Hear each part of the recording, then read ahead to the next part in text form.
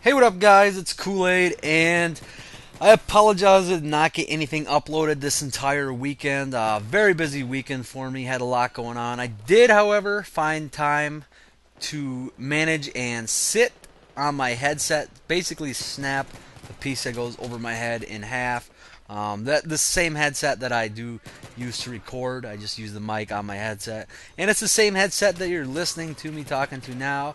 I did kind of get it rigged up with a little fancy creative scotch tape work, along with I actually have a AA battery taped inside of it to as sort of like a splint holding it together so it doesn't fall off my head. So I apologize if I sound different today, or if this thing actually falls off mid commentary. But anyways, on the bright side of things, that should maybe lead to me getting a better sounding headset in the near future.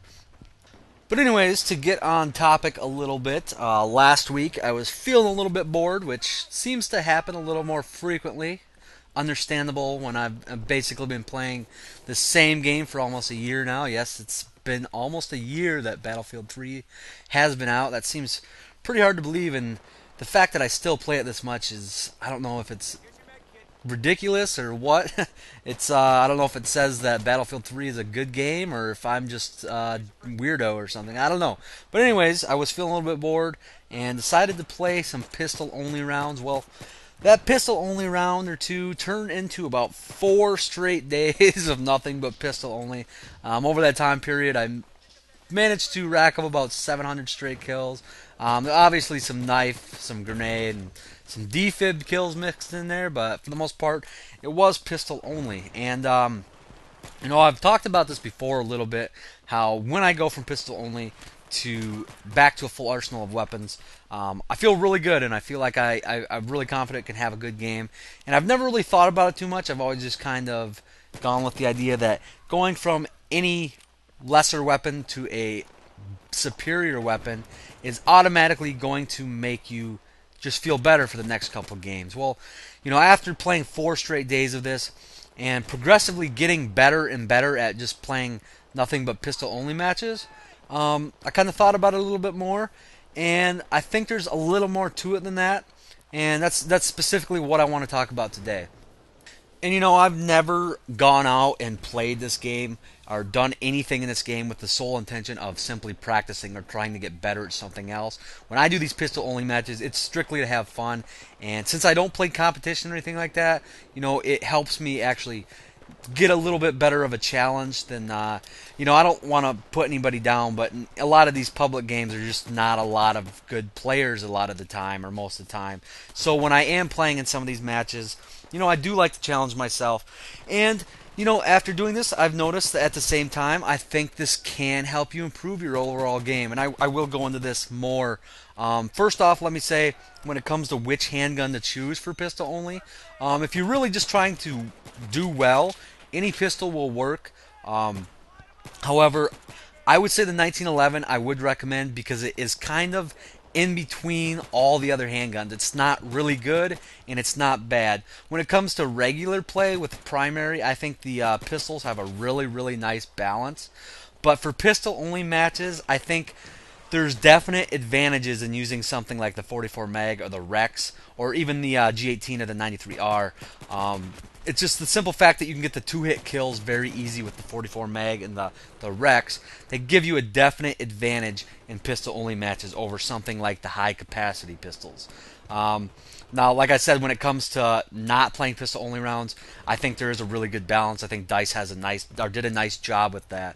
But for the pistol only rounds, if you want to challenge yourself, I would say high capacity would be the highest, our highest level of challenge. Then something like the 1911, and if you're looking for the least amount of challenge, something like the 44 mag or the Rex or the G18 or the 93R will work great for that. Now, I'm not going to tell you how to play these matches. That's basically the whole point of this. If you're going to use it for improvement purposes, is to figure out how to actually be effective and do well, put up good scores using nothing but a pistol.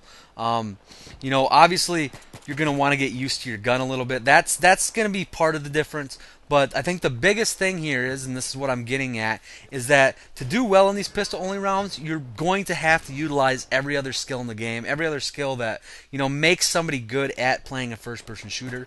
To elaborate more on these skills, first off, I'm going to name a couple that you are not really going to get anything out of. The big one, and first and foremost, is teamwork. Obviously going to a pistol only is not going to help your teamwork skills, and especially since I recommend doing this for team deathmatch. Just a quick note, I recommend it for team deathmatch because that's where you're going to get the most, basically, kills per minute, the most gunplay. So nothing against Conquest or Rush. This would be perfectly fine for that. It's just if you want to really get the most gun action quickest, team deathmatch is the way to go. But back to what I was talking about.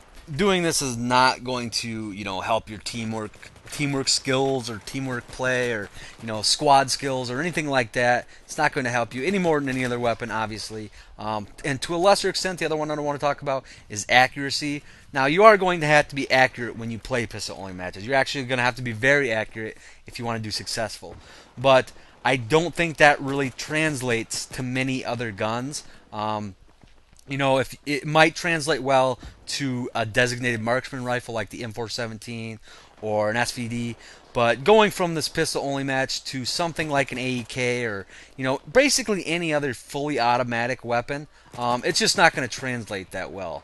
If you do want to get better at something, or if you want to get more accurate at something, use that gun specifically, and just cover your basics like mouse sensitivity. That's actually a huge factor.